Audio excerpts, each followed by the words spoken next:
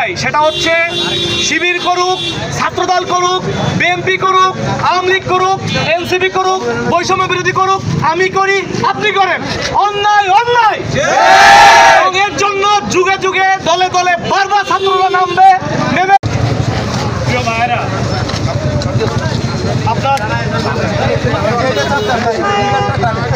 আপনারা জানেন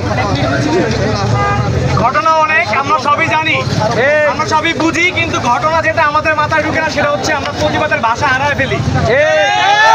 জুলাই পার করলাম, আমরা এর আগে মার্চ পার করছি, ফেব্রুয়ারি পার করছি, অনেক পার করছি, কিন্তু আমরা যেটা ধারণ করতে পারি না সেটা হচ্ছে প্রতিবাদের ভাষাটা।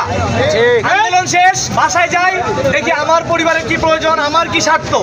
আমার পরিবার যদি বিএনপি থাকে আমি মাঠে নামবো না, আমার পরিবারে আওয়ামী লীগ থাকলে আমি মাঠে নামবো না।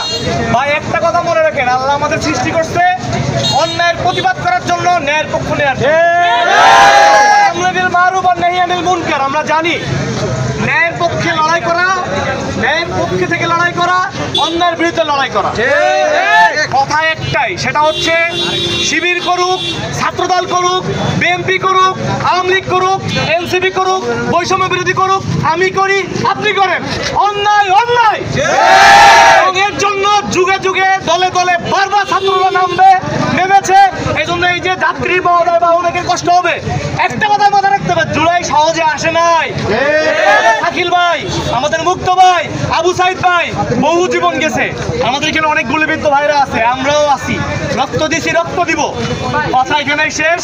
আমরা মাঠে আছি, থাকবো যতদিন না চাঁদাবাজ বন্ধ হবে, যতদিন না ধর্ষণ বন্ধ হবে, যতদিন না এই খুন আহাজারি মহামারী বন্ধ হবে, ততদিন আমরা মাঠে থাকবো।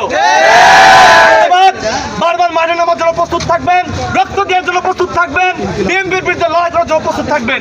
ইনকিলাব জিন্দাবাদ।